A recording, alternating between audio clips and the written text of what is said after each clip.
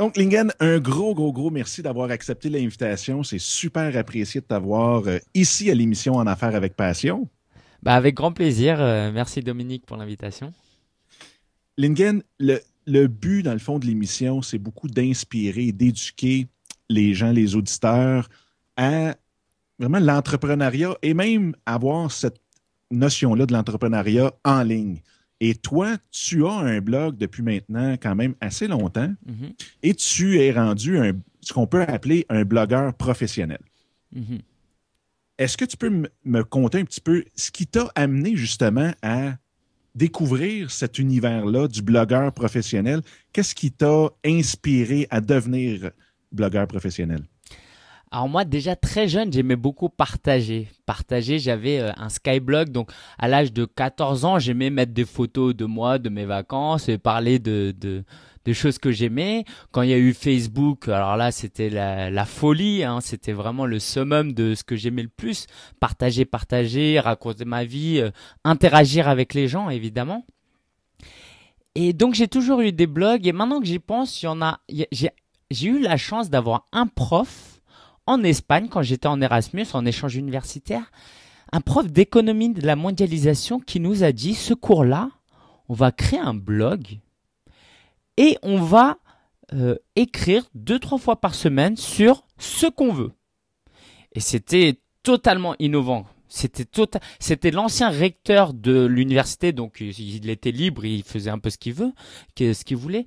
Et j'ai trouvé ça hallucinant. Donc c'était très motivant, c'était intellectuellement, ça nous poussait à être journaliste en fait. Et donc, Puis là, comment? oh, excuse-moi, je voulais juste Oui. savoir à peu près pour situer le monde, ça c'était en quelle année environ? Alors, c'était en 2009, 2010 environ. 2009, 2010, voilà, j'étais en échange universitaire là-bas. Et donc j'ai fait ce blog, c'était en espagnol, hein. C'était en espagnol et puis c'est là aussi que j'avais écrit un article sur j'avais appelé ça le China America. C'est-à-dire l'interaction entre la Chine et les États-Unis. Sauf que j'avais écrit en espagnol et au niveau personne n'avait écrit ça en espagnol. Mon article était deuxième, troisième. Et quand j'ai vu ça, j'ai halluciné. Donc je pense que je suis passé d'un stade de hobby à un stade un peu plus ah bah tiens c'est du sérieux le blogging, d'accord, c'est du contenu qu'on trouve sur le web. Et puis surtout c'est pendant mon stage e-commerce à Shanghai, donc c'était il y a 3 ans. Donc je faisais du web marketing pour une entreprise, une start-up qui vendait des lunettes. Et donc, j'étais amené à découvrir le monde du web marketing. Alors, le SEO, AdWords, tout ça, c'était passionnant, quoi. T'imagines, je suppose que c'est pareil pour tout le monde. Pour toi, quand t'as découvert la première fois, t'as dû trouver ça hallucinant. Et petit à petit, bah voilà, on est passé de SEO et j'ai commencé à découvrir les blogs. Et je suis tombé comme 80% des gens sur la semaine de 4 heures de Tim Ferriss. Et c'est là que j'ai découvert qu'on pouvait gagner de l'argent avec un blog, qu'on pouvait vivre une vie facile, jusqu'à que je découvre que c'était pas si facile que ça. Mais bon, ça c'est une autre histoire. Et puis j'ai lancé des blogs et moi j'aime vraiment ça. Je crois que ma passion, je l'ai découverte. Je me suis rendu compte, c'est que ma passion, c'est pas les produits Apple, c'est pas le blogging. Ma passion, c'est de partager ce que j'aime dans le but d'aider et d'inspirer les gens. Je crois que c'est vraiment ça qui m'a poussé. Et donc c'est comme ça que j'ai découvert le blogging et que je me suis lancé. Je suis pas fier de moi, mais je bloguais déjà pendant que je travaillais. Au lieu de travailler, et puis c'était une catastrophe. En janvier, je me suis dit allez, j'arrête et je me lance à plein temps dans le blogging. Voilà. Donc, depuis janvier 2012, 2011 même. 2011. 2011. Donc, depuis janvier 2011, tu es vraiment à temps plein Hmm. comme blogueur. Ouais. Puis, Alors, Oui, vas-y. Vas-y, alors, vas-y. c'est un peu particulier. Euh, j'ai été poussé dans le sens où je gagnais pas beaucoup d'argent en tant que stagiaire. Bah, j'étais stagiaire, donc je gagnais à peine de quoi vivre. Donc, entre gagner pas beaucoup et ne rien gagner, mais démarrer dans le blogging, je me suis dit, bah tiens, je vais me lancer, ça me passionnait tellement. Alors, ce qu'il faut savoir, c'est que 6 mois avant, ma mère était décédée. Et mon père, il avait 86 ans.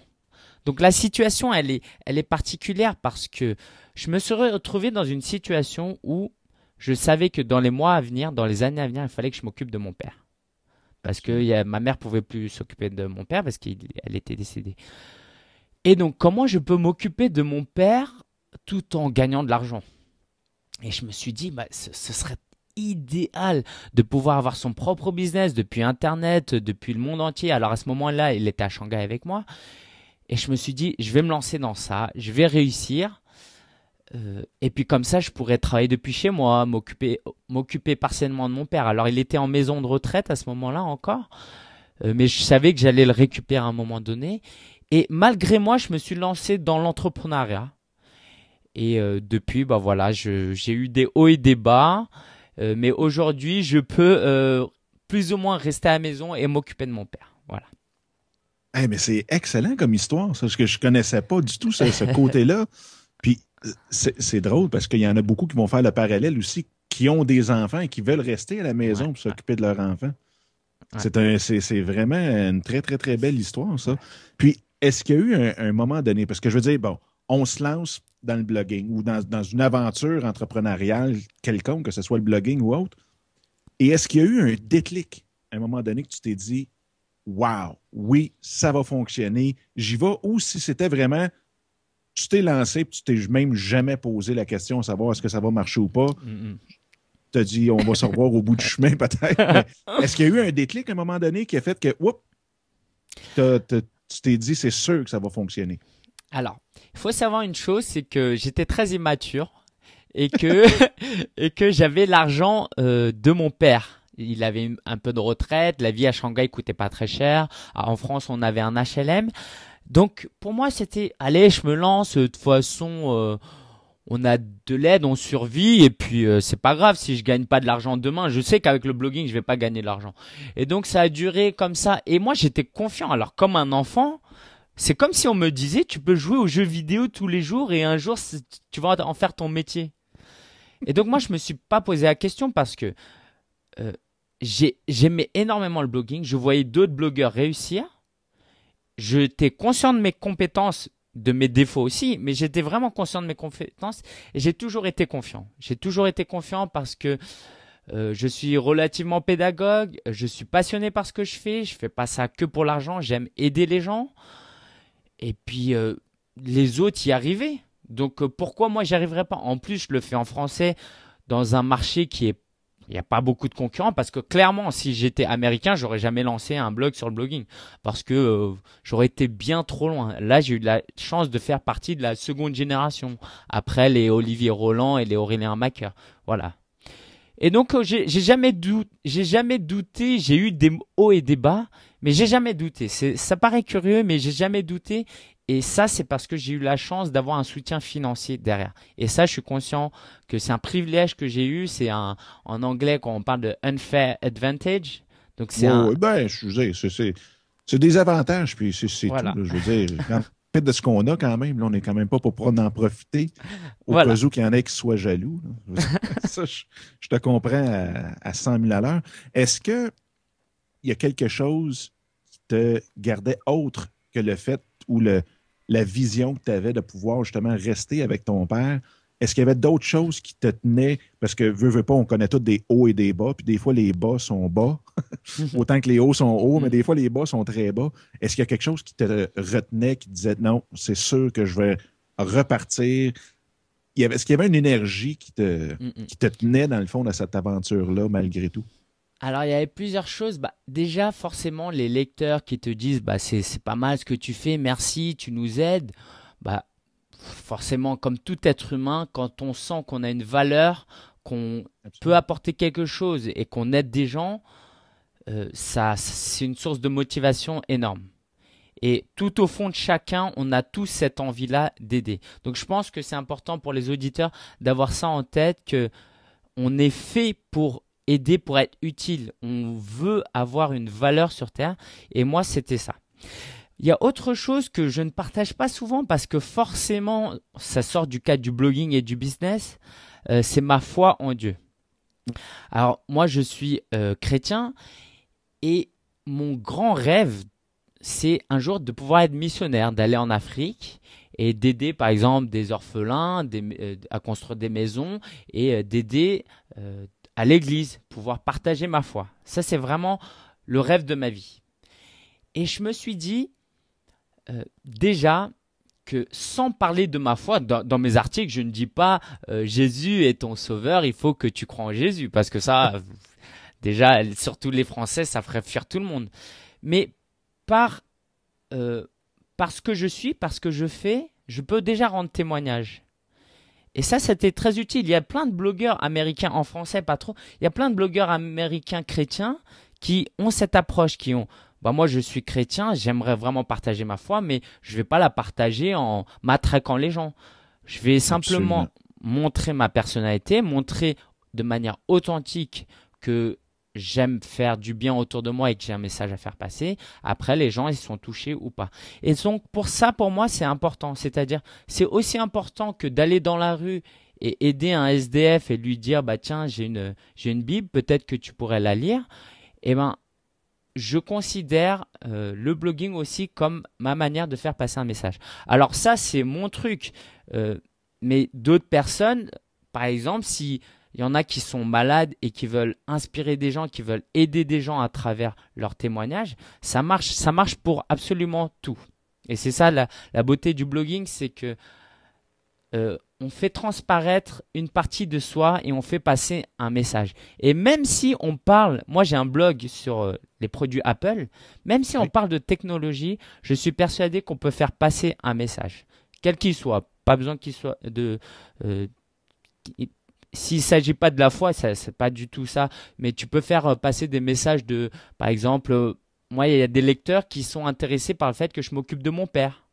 D'accord. absolument. Ça aussi, ça c'est quelque chose qui me bouge. Je me dis, ah bah oui, alors, donc, j'aide pas seulement les gens à gagner de l'argent avec leur blog, mais si ça les fait réfléchir sur leur relation avec leurs parents dans un monde où il faut dire que c'est difficile, où on a d'autres préoccupations, et je ne suis pas un exemple, hein, mais disons que ça c'est fort, et de pouvoir avoir un impact dans la vie des gens, ça m'a motivé. Mais ça, je pense que tu apportes vraiment un gros, gros point. Parce que si on regarde tous ceux qui ont commencé dans le blogging ou le podcasting ou quoi que ce soit, puis qui le faisaient par simple désir de vouloir faire de l'argent, c'est ceux qui, après 2, 3, 4 mois, arrêtaient complètement. Parce que, tu sais, je veux dire, on regarde que ce soit ton histoire ou l'histoire de beaucoup de monde. Tout le monde dit, oh, wow, quel beau succès de. Mon Dieu, il me semble que je ne l'ai pas vu. On vient de le découvrir. Mm, Puis, mm. mais, tu sais, si tu regardes, ça fait depuis janvier 2011. Donc, tu en as travaillé beaucoup, beaucoup pour en arriver où est-ce que tu es présentement. Donc, ça prend une passion, ça prend un feu sacré en arrière de tout ça pour pouvoir nous amener et nous faire traverser justement ces étapes-là. Puis, comme je veux dire, je pense que tout le monde le dit de toute façon, mais moi, ce que je trouve est vraiment beau à travers le podcasting ou le blogging, c'est le fait de justement rencontrer ces gens passionnés-là. Parce que je me dis, si tout le monde, demain matin, décidait de tout lâcher leur emploi et ne faire juste ce qui les passionne, la planète serait on aurait un tout autre euh, climat politique, Mm, mm. social. Fait que ça, c'est vraiment un bon point que tu apportes là. C'est la passion et vraiment le feu qui nous. De ne pas y aller dans le fond tout Mm. de suite pour l'argent. L'argent va suivre un petit peu comme Ouais. notre cher Cliff dit tout le temps. C'est faites ce qui vous passionne, l'argent va suivre, faites-vous-en pas. De toute façon, c'est tellement intéressant de suivre quelqu'un qui est passionné de faire ce qu'il fait qu'à un moment donné, on vient à. Mm, mm. Puis en parlant justement de Cliff, des gens aujourd'hui, après là, toutes ces années à bloguer, qui sont pour toi, dans le fond, des influences ou des modèles, dans le fond, justement, pour revenir au point de la passion et de la transmission des connaissances? Alors les modèles pour moi, c'est ça qui m'ont Ouais, fait. Alors il y en a qui sont restés, c'est-à-dire qu'il y a eu des gens qui m'ont, par exemple Tim Ferriss, bah, il m'a boosté, il m'a fait réfléchir sur le fait qu'on pouvait vivre de sa passion. Mais ceux qui, sur le long terme, m'ont aidé, et je les considère comme des mentors, même si on ne se parle presque pas, c'est limite s'ils ne savent pas qui je suis, tu vois. Eh ben, il y a Pat Flynn et Cliff Ravenscraft. Cliff Ravenscraft, c'est parce que euh, il, c'est un gars généreux. Vraiment, il est généreux, il est passionné, il aime aider les gens et ça, je trouve ça énorme. Sa générosité. Moi, je reçois quelques emails par jour, j'ai du mal déjà. Lui, il en reçoit des dizaines, des centaines. Il répond, il prend le temps. Et ça, ça m'a vraiment marqué. Et puis, c'est quelqu'un de très talentueux, de très intelligent. Absolument. Il arrive à avoir des podcasts sur 10 sujets différents. Tu vois, tu le sais autant que moi. Et il réussit. Donc ça m'impressionne. La deuxième personne, c'est Pat Flynn. Et au-delà de son histoire, ce qui m'intéresse chez lui, vraiment, c'est l'équilibre qu'il a dans sa vie. C'est pas difficile. Tu es père de quatre jeunes filles, tu dois savoir ce que c'est. C'est pas difficile d'avoir un business qui réussit si tu passes 15 heures dessus tous les jours pendant un an. Tu Absolument. peux y réussir. Mais après, ta santé. Moi, par exemple, j'ai pris une dizaine de kilos depuis 1 ou 2 ans parce que je prends pas soin de moi. Je me concentre sur d'autres choses. Mais Pat Flynn, il prend soin de sa famille. Oui. Il travaille. Aujourd'hui, il passe pas plus de 7 heures de travail effectif, d'après ce que je comprends. Il a Ben, beaucoup travaillé en amont, c'est vrai. absolument. Il ne travaille que quand ses enfants dorment. Donc, pendant la sieste de l'après-midi et de 8 heures à minuit le soir. Ouais. Et, C'est- et ça, c'est impressionnant parce que il est poussé non pas par l'argent, il est poussé par aider les gens, par vivre de sa passion. Dernièrement, j'ai téléchargé son snippet Let Go. Oui, Tu en as entendu parler. absolument. C'est une très belle histoire et c'est surtout, il attache beaucoup d'importance à sa famille. Et de réussir à être en forme, il a une bonne santé parce que je sais qu'il a fait des régimes, tout ça, d'avoir une famille auquel il prend soin, d'avoir un business qui marche et d'aider des gens, waouh, que demander de plus? Puis c'est une personne aussi qui est excessivement humble Oui. et simple dans le bon sens du terme. Ouais. Parce que même moi, quand je l'ai rencontré à Vegas, il semble toujours complètement désemparé de voir que quelqu'un veut prendre une photo Mm. avec lui. Il a de la misère à comprendre le principe que, veut pas, il est devenu vraiment une vedette Mm. de l'Internet. Puis il rend bien aussi. Tu sais, il y en a des vedettes qui C'est vrai. s'enflent la tête puis que là deviennent des divas. Mais lui, c'est vraiment quelqu'un de très, très, très, très, très accessible et d'une générosité incroyable. Puis, mais ça m'apporte à quelque chose. Puis après ça, je veux vraiment qu'on parle de tes blogs à toi, puis tout le processus qui entoure tes blogs. Il y a un moment donné, j'ai lu un article qui a même été partagé par New Media Expo, donc quelque chose qui était proche. On le sait, Pat est partout. Mm. Puis même, il l'a dit, il a fait des blog posts dessus. Mm. C'était vraiment be everywhere. Puis il y a eu un article où est-ce que la fille, elle disait, écoutez, si jamais vous amenez Pat Flynn sur votre podcast, je me désabonne. On n'est plus capable de l'entendre. On ne veut plus rien savoir. Arrêtez Pat Flynn comme invité à votre podcast. Ça n'a aucun bon sens. Laissez-le tranquille. On ne veut plus l'avoir dans nos oreilles. Est-ce que tu penses qu'on va en venir à un système pas un système, mais je veux dire, une phase de, entre guillemets, overexposure, podcasters et des blogueurs? Alors, Est-ce que tu crois à ça ou c'est juste parce que là, elle s'est levée ou elle a quelque chose contre Pat? Alors c'est intéressant parce que moi c'est une approche que j'avais jamais entendu parler. Mais la question est simple, c'est un blogueur et un podcasteur, là où le succès arrive, c'est quand tu considères la personne comme un ami. Moi, Cliff, Pat, je les ai jamais vus. Alors Cliff, je suis en relation avec lui parce que je fais partie de son podcast Mastermind. Mais Pat, je le tweet une fois tous les 4 mois. Mais j'ai l'impression que c'est mon ami. Et un ami, on ne s'en lasse pas. On ne s'en lasse pas. Alors, par exemple, Gary Vaynerchuk, je pourrais peut-être pas le voir tous les jours parce que c'est quelqu'un de très passionné, je l'aime beaucoup, il est très talentueux, mais c'est pas quelqu'un avec qui je serais ami dans le quotidien. Ouais, Et ouais, donc, je Gary comprends. Vaynerchuk, malgré son talent, tout ça, je pourrais pas tous les jours. Et j'aurais peut-être la même approche que la demoiselle ou la dame. Mais l'idée, c'est en tant que blogueur, podcasteur, c'est pas de plaire à tout le monde. De toute façon, ça marche pas. D'accord? Donc, faut pas essayer. Et puis, c'est comme dans la vie réelle. C'est ça que peut-être les gens ont du mal encore à comprendre parce qu'on est passé dans le virtuel. C'est que en face, c'est des humains et qu'il faut créer des relations. Donc, toi, cherche à plaire à des gens avec qui tu aimerais être ami en tant que blogueur.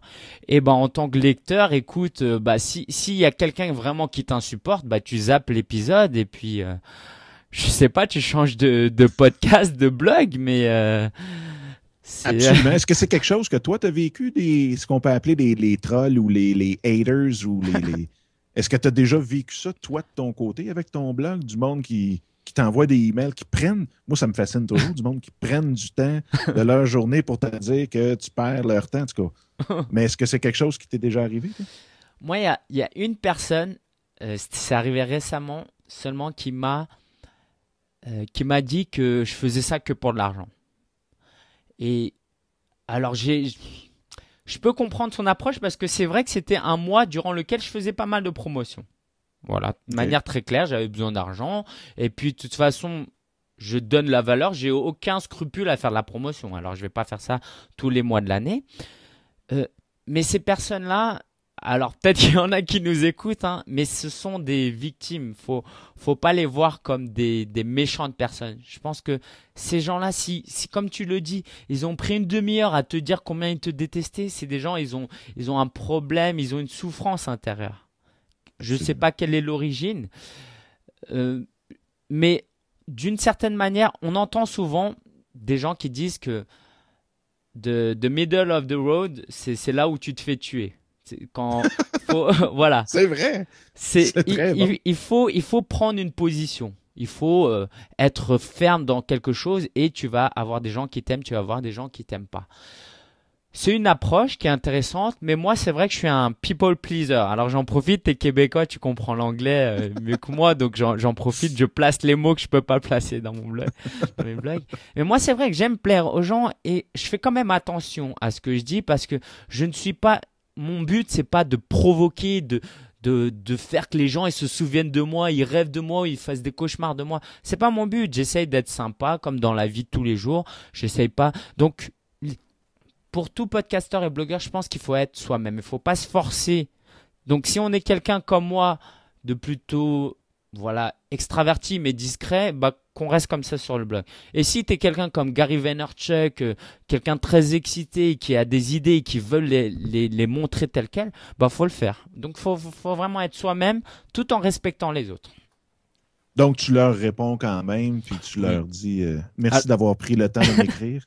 alors voilà, cette personne, je lui ai répondu, je lui ai fait, bah écoute, c'est malheureux parce que si tu connaissais toute mon histoire, tu comprendrais que je fais pas ça que pour l'argent, mais je peux pas t'en vouloir de connaître toute mon histoire, t'as autre chose à faire, hein, c'est sûr.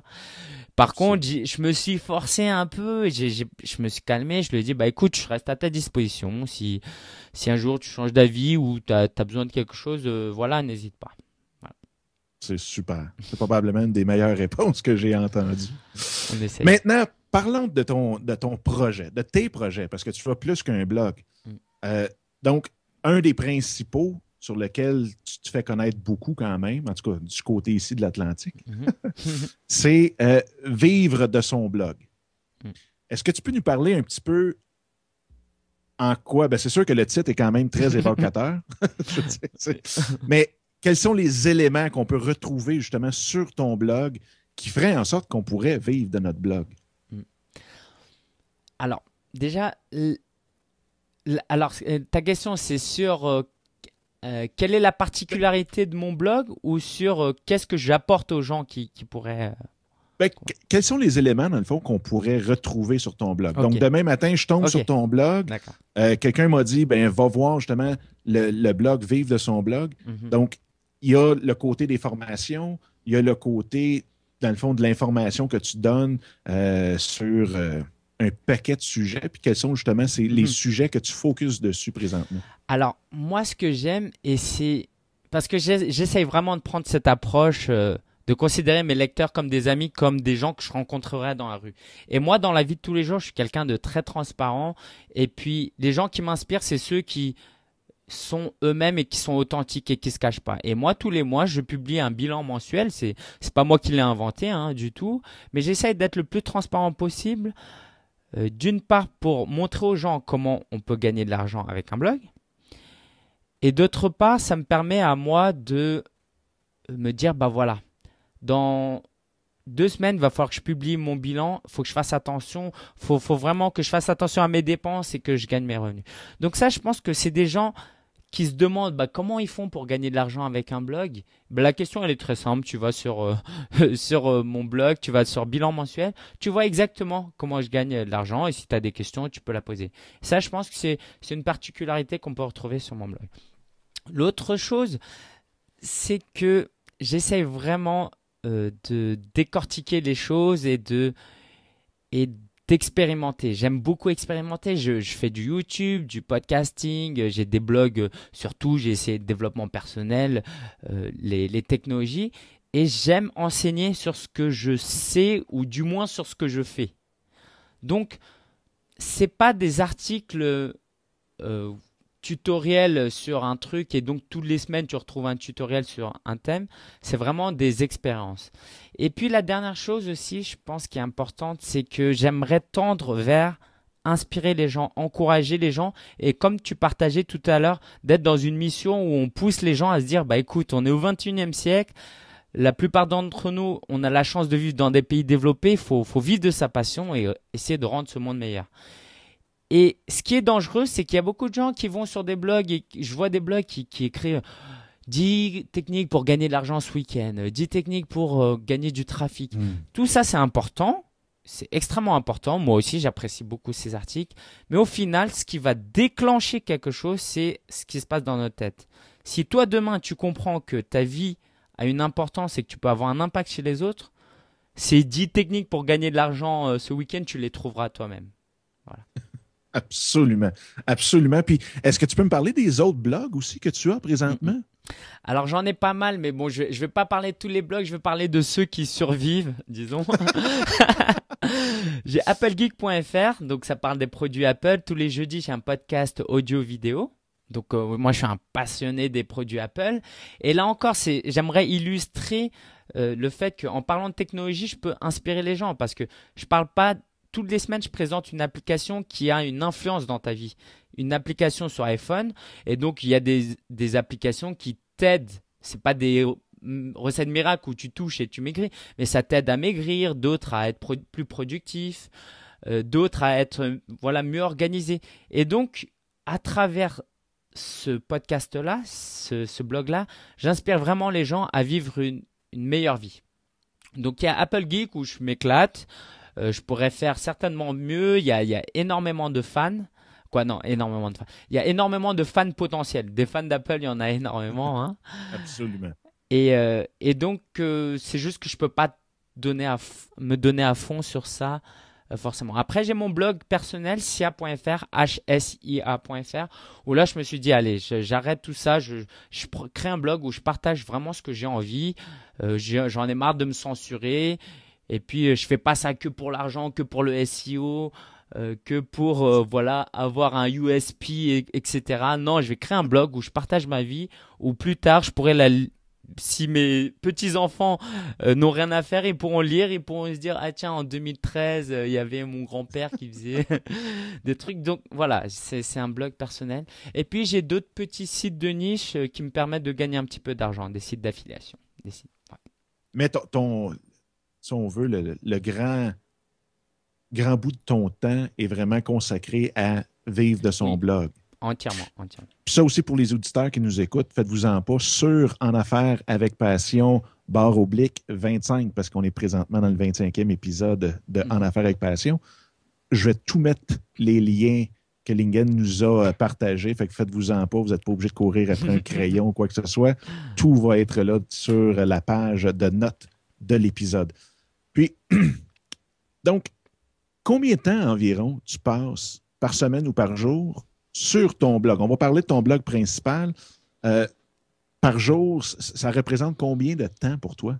Sur mon blog principal, Vivre de son blog. Oui, mettons, travailler. Là. Je ne parle pas de faire vraiment là, d'écrire puis de passer du temps où est-ce que tu as les deux mains dedans, là, comme on dit en bon français. Alors, où j'écris des articles, où je fais des podcasts, en réalité, c'est peut-être en moyenne, je parle de moyenne, c'est 2 heures par jour. Mais en réalité, je pense que les blogueurs s'en rendront compte en avançant, le marketing, la création de produits, le relationnel avec les lecteurs, tout ça, ça prend plus de temps. Et c'est une bonne chose une fois qu'on a atteint une certaine masse, disons. Parce que moi, voilà, j'ai presque une centaine d'articles. Les gens me connaissent un petit peu. Donc, j'ai atteint un point où je peux créer un petit peu moins de contenu et créer du relationnel, créer des produits, aider un peu plus les gens et aussi trouver des moyens de gagner plus d'argent, d'avoir des clients. Donc, et de me former. Ça, c'est quelque chose de très important que j'ai tout le temps fait durant les 2-3 dernières années. Lire des livres, écouter des podcasts. Donc, si ta question, c'est combien de temps je passe sur le blog à écrire et à répondre aux commentaires et à enregistrer des podcasts, ce serait peut-être 10 heures par semaine. Mais tout ce qu'il y a autour, ça représente au moins 20 heures. Et puis, si on prend encore un peu plus loin les clients que j'ai pour qui j'installe des blogs et d'autres clients professionnels qui ont des entreprises, là, ça va à 30 heures, 40 heures. Mais voilà. Donc, ta semaine est bien remplie. Oui, je fais ça à temps plein, j'ai bien intérêt, quoi. Et puis, par semaine, est-ce que tu es quelqu'un qui dit, bon, mais le mardi, il faut que je sorte un article, il faut que ça sorte à 7 heures, heure de Paris. Le jeudi, c'est mon podcast, encore là, il faut que ça sorte à 7 heures. Ou bien, tu y vas un petit peu comme ça vient, puis ça peut être un mercredi, le podcast va sortir, ça peut être le vendredi, l'article va sortir. Est-ce que tu as une structure ou si tu y vas vraiment ad lib? Alors, depuis le début, j'y allais un petit peu libre, de manière spontanée. Et je pense que ça m'a réussi parce que c'est important. Ce qui est lié avec la passion, c'est aussi le plaisir. On peut pas faire. Je vois pas quelle passion on pourrait faire sans prendre de plaisir, ou du moins dans la durée. C'est-à-dire, il y a des moments difficiles, mais il faut qu'on prenne plaisir. Et moi, si tu me dis, soit tu crées un blog et tu publies 3 articles par semaine, lundi, mercredi, vendredi, soit tu crées pas le blog, je vais dire, bah non, je crée pas le blog, je vais pas prendre plaisir. Donc, j'y suis allé un peu spontanément, mais heureusement, j'étais passionné, donc la quantité était là, la qualité, ça allait. Mais... Et disons que je me suis toujours donné un minimum d'1 ou 2 articles par semaine. OK. Ceci étant dit, c'est pas l'idéal du tout. L'idéal, c'est quand même de se fixer des objectifs. Et par exemple, pour mon podcast Apple Geek, c'est tous les jeudis. Donc moi, je recommande vraiment d'essayer de se discipliner sans que ça en devienne une souffrance au point où, vas-y, j'abandonne tout, mais de se discipliner. Puis, est-ce que, parlant du podcasting, est-ce que tu as commencé ça dès le début ou si c'est venu plus tard pour toi, toute la fameuse aventure de podcasting? Alors, c'est venu 1 an après que le blog se soit lancé. Alors, en réalité, j'avais fait des expérimentations déjà parce que, comme on peut le voir, on l'entendre, je suis quelqu'un qui aime beaucoup parler, ça c'est sûr.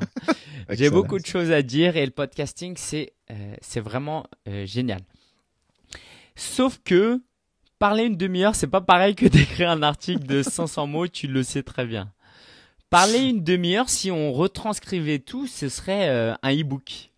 C'est vrai. Et donc, j'ai eu un peu de mal avec mon podcast sur Vivre de son blog, donc qui s'appelle Solopreneur. J'ai eu un peu de mal et donc je m'étais donné que 2 fois par semaine au début. Et ça, je pense que c'est aussi une leçon à prendre en compte pour ceux qui débutent et qui sont overwhelmed ou qui n'ont pas le temps de tout faire. C'est pas grave.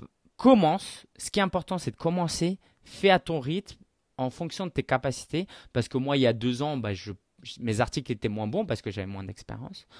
Donc voilà, le podcast est arrivé après, mais c'était toujours dans ma tête parce que j'écoutais des podcasts, j'aimais énormément ça. Et quand j'aime quelque chose, j'aime les faire aussi. Est-ce que tu as vu une différence dans l'interaction avec les gens? Est-ce que tu as vu quelque chose qui a changé par rapport à ton audience, par rapport à tes visiteurs quand tu as parti le podcast? Alors, Les podcasts, on peut aller beaucoup plus en profondeur. Comme je l'ai dit, c'est pratiquement des e-books à chaque fois, sauf que contrairement à un e-book, tu n'as pas besoin de passer 3 heures à les lire. Une demi-heure dans le métro, tu peux apprendre énormément de choses. Donc, je pense que vraiment, le, le podcast, c'est un outil qui permet de créer un peu plus d'interaction en effet avec des personnes qui connaissent pas ton blog. Déjà, ça c'est important. Sur iTunes, il y a des gens qui ont jamais découvert ton blog. Donc c'est un moyen pour eux de te connaître. Ça c'est Donc, très c'est vraiment le principe d'être partout, partout, puis d'être voilà. capable aussi. Est-ce que tu retranscris pas tous tes podcasts dans le sens comme. Parce que nous autres, on n'a pas de système encore, il faudrait l'inventer en français. Ou est-ce que les Américains, ou en tout cas les Anglais, eux, mettent ça dans une machine, puis ça ressort à l'autre bord, puis de l'autre côté, puis tout est fait. Tu retranscris pas tout. Pour tes notes de podcast, c'est vraiment un résumé de ce que tu as dit, puis that's it, hein? Alors j'ai expérimenté la retranscription, mais que j'ai pas faite moi-même. J'ai trouvé une entreprise à Madagascar qui OK? faisait ça. Alors forcément, il faut avoir un peu de budget. Mais je pense que ça peut valoir le coup. Parce qu'en termes de SEO, c'est très bien. Le problème, c'est quoi? C'est que moi, si je dois publier jeudi mon podcast et que je l'enregistre mercredi soir ou jeudi matin, mais j'estime que c'est bien de le publier le jour où tu enregistres parce que le podcast, c'est du live, quoi. C'est ça qui est important. Absolument. Voilà. Donc, si moi je l'enregistre jeudi matin, je peux pas le faire retranscrire à jeudi midi et publier jeudi après-midi. Mais j'ai envie de dire, c'est pas très grave. Donc, moi, ce que je fais, c'est que j'enregistre mon podcast. Donc, j'ai fait mon plan. Ce plan, je le reprends. J'ajoute des liens, j'ajoute un peu plus de contenu et puis je le laisse comme ça. Mais dans l'idéal, ce serait de le retranscrire en réfléchissant autour de certains mots-clés. Voilà. OK. Et tant pis si la retranscription est faite 2 semaines après, parce que ce qui est important, c'est d'attirer des gens depuis Google. Donc si dans 2 semaines, ton article est référencé par Google et que des gens viennent depuis Google, bah tant mieux. Absolument. Puis parlant justement de référencement, d'attirer le trafic, tout ce qui touche la promotion, que ce soit un article ou un podcast, de quelle façon tu t'y prends? C'est quoi ton processus pour justement dire, bon, ben, je viens de mettre mon podcast en ligne. Maintenant, est-ce que c'est 10 posts par jour pendant une semaine sur Twitter? Est-ce que c'est sur ta page Facebook qui est très bien faite aussi, que j'invite les gens à aller visiter? Mais de quelle façon tu t'y prends?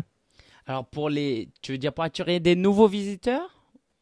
Ben, dans le fond, pour générer le trafic, Ah, d'accord. Ok, ok. dans le fond, que tu veux par Mm, mm, mm. ton podcast ou ton article. Alors moi, je suis un grand fan de SEO. Je trouve Google, c'est vraiment génial parce que on parle de evergreen content, d'un contenu qui reste. Si tu fais un tutoriel sur comment changer une roue de voiture et que c'est un très bon contenu, il y a des chances qu'il soit disponible pendant 10 ans. Alors que sur Facebook, tu le postes, sur Twitter, tu le postes, sauf si tu le postes tous les jours, mais tu vas pas le faire. Très rapidement, ça va passer à la trappe. Donc pour moi, le SEO, c'est vraiment très très important. Et on a la chance, nous, en tant que blogueurs, d'avoir du texte et il faut en profiter. Quand je travaille pour un site de e-commerce, c'est très difficile. Disons que moi, je vends des calendriers.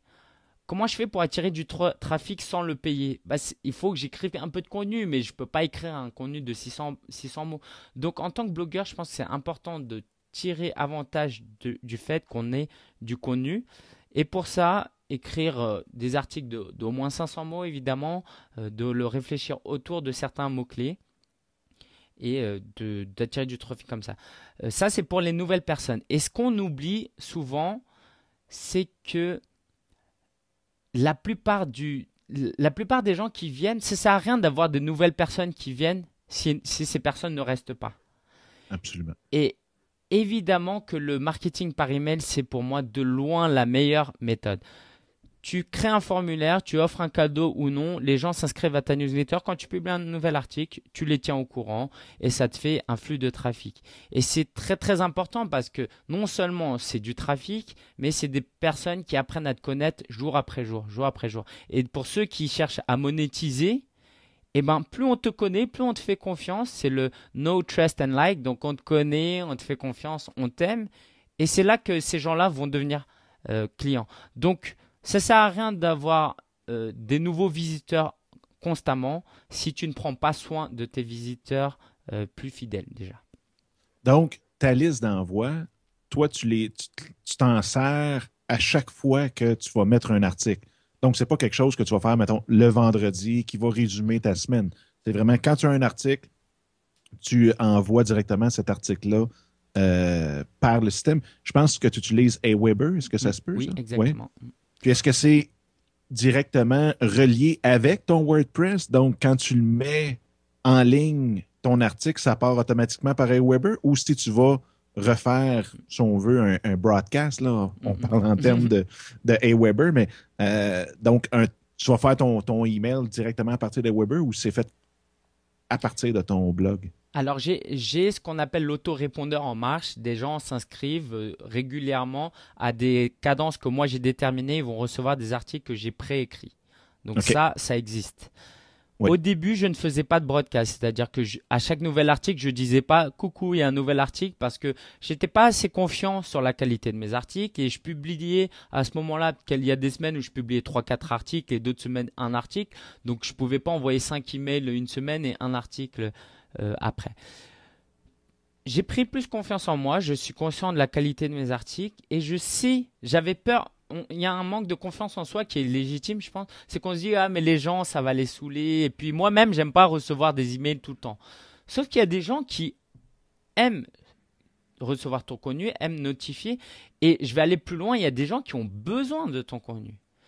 Il y a des gens qui aiment ton blog, mais ils sont fatigués, ils ont plein de choses à faire, ils ont oublié. Et toi, si tu as un blog où vraiment tu peux changer la vie des gens, c'est important pour eux d'être tenu au courant de l'actualité de ton blog. Alors sur ta question, est-ce que quand je publie un article, qu'est-ce que je fais? Moi, je ferai jamais un article où je dis ce sera jamais automatisé. Pourquoi? OK. Parce que si on reprend le raisonnement des amis, c'est exactement ça. C'est que quand quelque chose te plaît et que tu veux le partager à un ami, tu lui envoies pas le lien. Tu dis, ah écoute, même sur Facebook, hein, tu dis, écoute, j'ai découvert un nouvel article, voici, tu l'introduis, tu dis, ouais, bah je cherchais un truc sur ça, donc je suis tombé sur ça, bah tiens, jette un coup d'œil sur ça. Et puis aussi, je pense que c'est quelque chose de très riche et c'est pas du tout une invention qui est mienne, c'est que ce qu'on aime, ce que les lecteurs aiment, c'est de se sentir un peu VIP, un peu spéciaux. Ça veut dire Absolument. quoi? Ça veut dire que l'article est public, mais quand tu envoies un email, tu dis, ah bah tiens, cet article-là, je l'ai écrit pendant que je prenais l'avion et je me suis endormi en pleine rédaction. Tu racontes une petite anecdote comme ça, que tu racontes pas dans ton article. Et ben là, ça accroît encore plus la connexion et les gens se disent pas, ah tiens, c'est juste un reminder, c'est juste une notification et puis je clique sur le lien et non. Non, là, ils vont lire ton article, ils vont se dire, ah tiens, il y a quelque chose de marrant sur un ton un peu plus décontracté et ils se sentent spéciaux parce que ceux qui lisent que l'article, eh ben, ils sont pas au courant de ça. Puis, donc, ça, c'est pour ta liste d'envoi. Tu es sur Facebook, tu es sur Twitter. Est-ce que tu utilises d'autres réseaux sociaux aussi que ces deux-là pour justement aller chercher des nouveaux. C'est sûr que bon, on a iTunes par défaut, là, si on le compte comme étant un réseau social. Mais est-ce qu'il y en a d'autres comme LinkedIn ou Quora ou est-ce que tu es vraiment présent sur une base régulière et qui t'apporte du trafic considérable ou moins significatif? Alors, j'ai un compte Google+, j'ai un compte Pinterest et LinkedIn, mais effectivement, je les utilise pas trop parce que je peux tout simplement pas tout faire en même temps. Et c'est important aussi pour moi d'aimer être sur une plateforme. Tu peux te forcer un petit moment pour tester, mais si au bout d'un moment t'aimes pas, bah t'aimes pas. Ça sert à rien Absolument. de se forcer trop et puis même les autres le sentent. Par contre, j'invite vraiment les auditeurs à utiliser toutes ces plateformes parce qu'aujourd'hui on parle de liens sociaux, de social graph et Google dans son algorithme prend en compte les liens sociaux.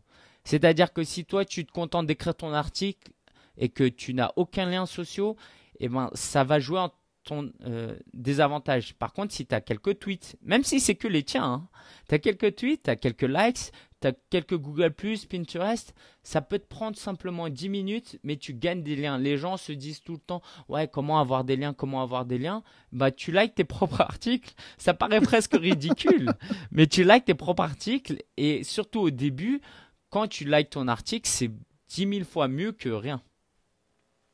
Puis dans les 2 dernières années, est-ce que tu as utilisé les Facebook Ads, Google Ads?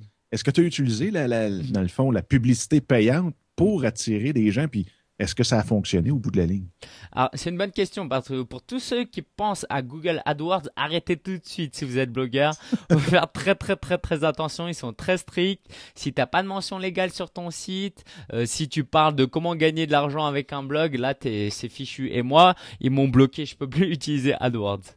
Donc Ah oui! ah oui, oui, oui, parce que eux, ils arrivent sur mon site, ils se disent c'est quoi ce gars, c'est du scam. Le gars, il essaie d'arnaquer les gens.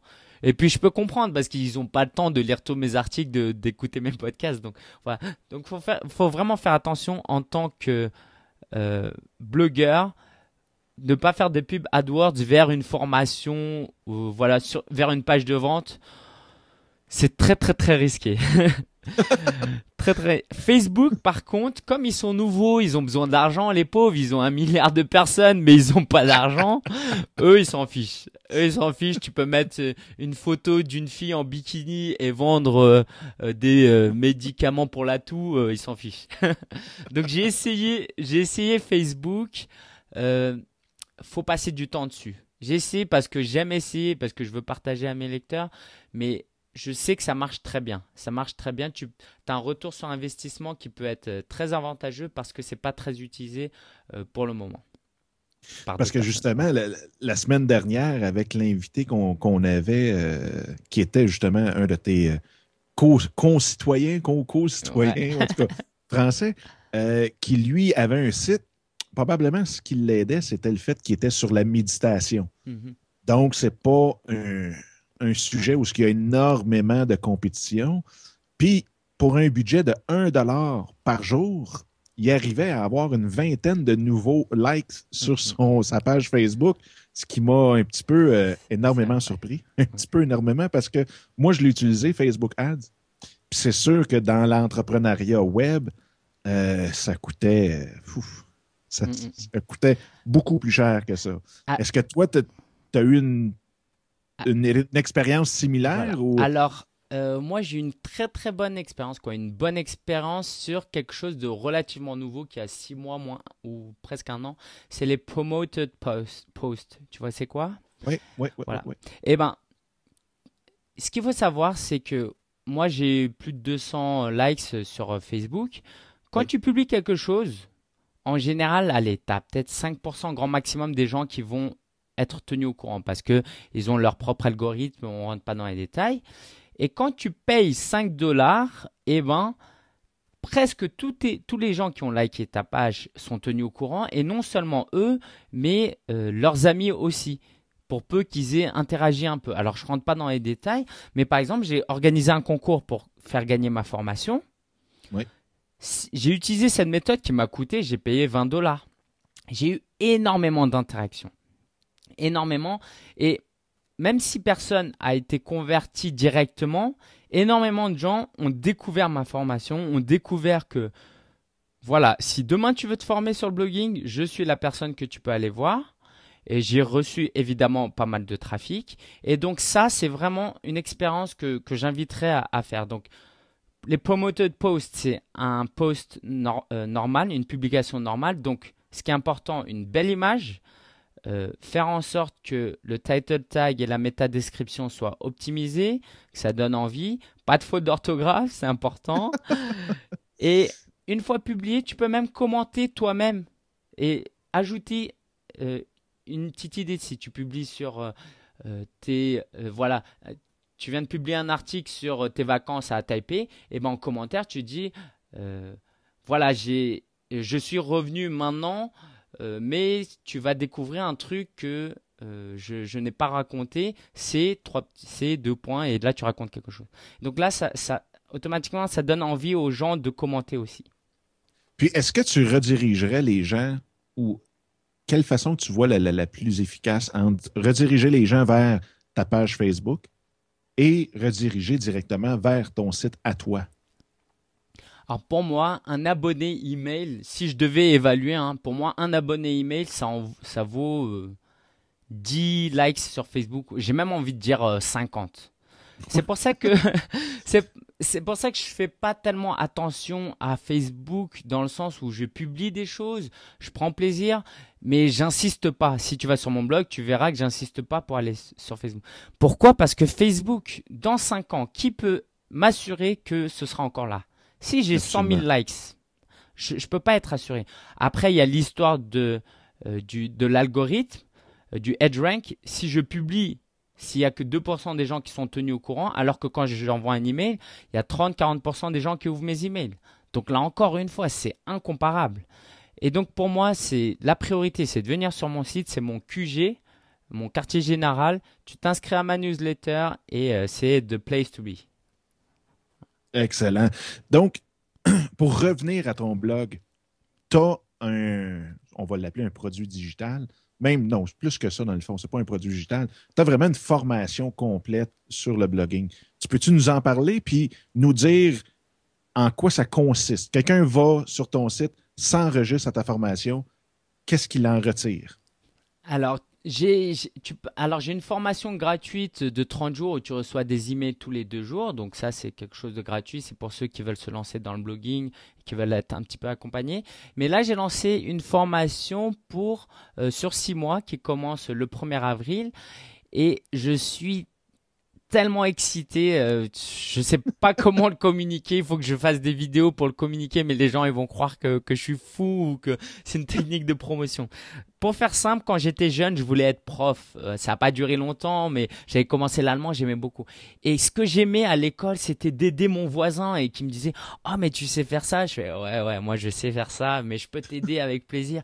Et là, qui me disent, ah merci Lingen, sans toi j'aurais pas compris. Ça, j'aimais énormément. Et aujourd'hui, grâce au web, grâce au blog, de pouvoir faire ça à plus grande échelle, c'est un rêve qui va devenir réalité parce que la formation commence. Donc c'est quoi? C'est plusieurs choses. J'ai imprimé un guide. Alors, j'ai un guide gratuit, le guide du blogueur débutant. Je le donne en format physique, je l'envoie.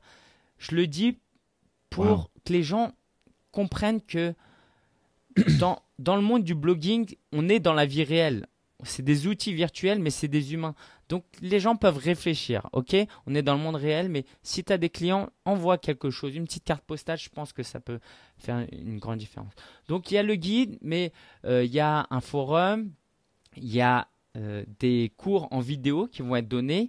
Et là, c'est le côté VIP que je vais donner. Je vais mettre des vidéos de moi de choses que j'ai jamais dévoilées. Et surtout, il y a quelque chose qui est très très excitant pour moi, c'est les masterminds dont tu es familier. Oh oui.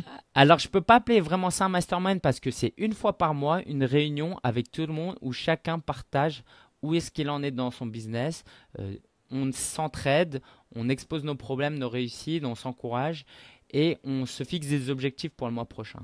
Et ça, j'ai la chance d'être à Paris, donc il y a des gens qui vont être à Paris, qui vont se réunir dans les bureaux où je suis, et donc on va pouvoir vraiment se voir. Ça va être tellement passionnant parce que, comment dire, 1 heure de relationnel en face à face, ça vaut 10 heures d'email et de tout ce que tu veux.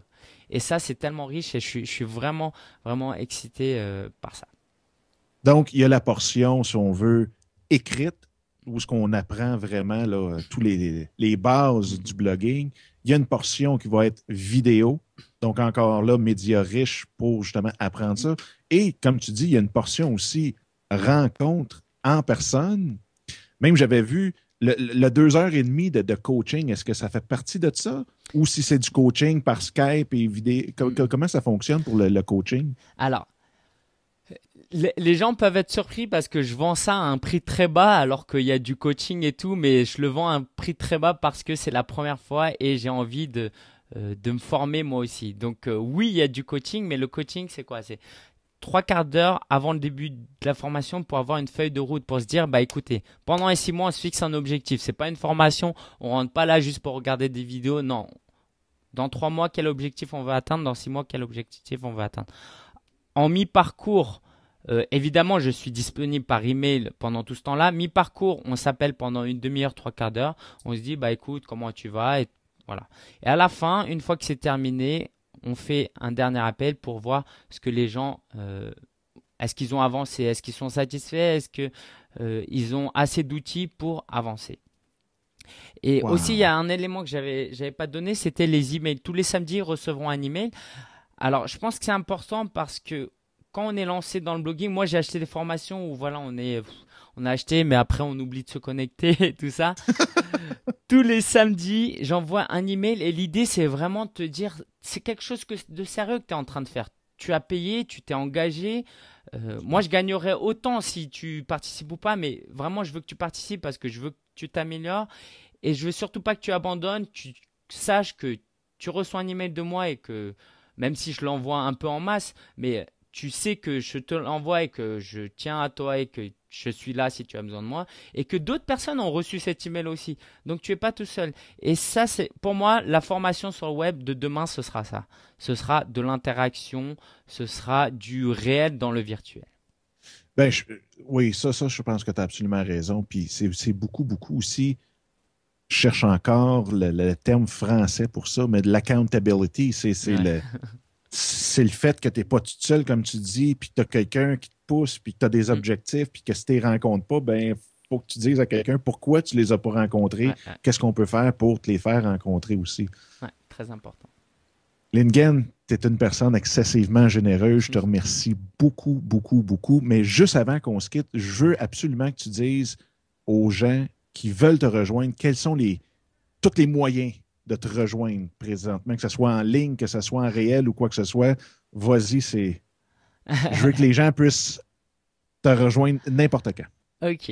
Alors, le meilleur moyen, je pense que c'est vivredesonblog.com. Vivredesonblog.com, il y a un email, une newsletter. Tu t'inscris et puis tu recevras des emails. Et dès que tu as une question, dès que tu as un souci, alors parfois je mets un peu de temps à répondre, mais je réponds pratiquement toujours, sauf quand j'oublie. Donc, envoie-moi un email, on reste en contact. Donc, l'email. Après, si tu viens sur mon blog, tu aimes plus Twitter ou Facebook, tu cliques sur les liens en haut, tu y vas. Mais si tu vas sur vivredesonblog.com, tu retrouveras tout. Parfait. Puis si on va sur iTunes, ton podcast, on le retrouve sous le nom Il s'appelle Solopreneur, comme ça se prononce. Solopreneur. Solopreneur. Excellent.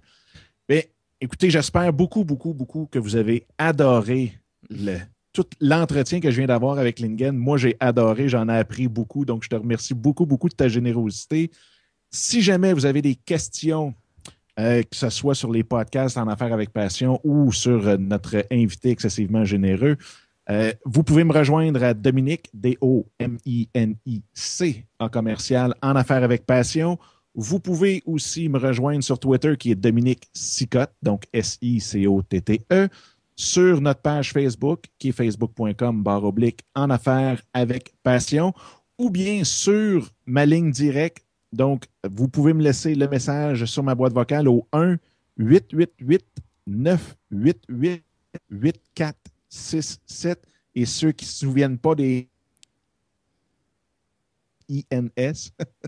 Donc, il y a toutes sortes de moyens pour me rejoindre aussi, que ce soit en ligne ou directement au téléphone. Donc, Lingen, encore une fois, un gros, gros, gros merci de ta générosité. C'est super apprécié. Puis j'espère pouvoir te revoir sur l'émission très bientôt aussi, parce que là, il y a plein de questions qui me sont venues, mais sinon, si je continue, on va faire une émission de 3 heures. Donc, encore une fois, un gros, gros, gros merci. Bah, merci à toi et je te l'ai pas dit avant, mais je compte bien t'interviewer aussi parce que tu as une histoire passionnante. J'ai lu un petit peu et puis je t'encourage vraiment dans ton podcast. On a besoin de plus de podcasts francophones. C'est tellement riche d'être dans la francophonie en plus d'avoir des accents. Et puis on a la même mission, c'est de pousser les gens à vivre leur passion, à arrêter de vivre une vie triste et terne et on a des possibilités donc faut y aller. Je t'encourage.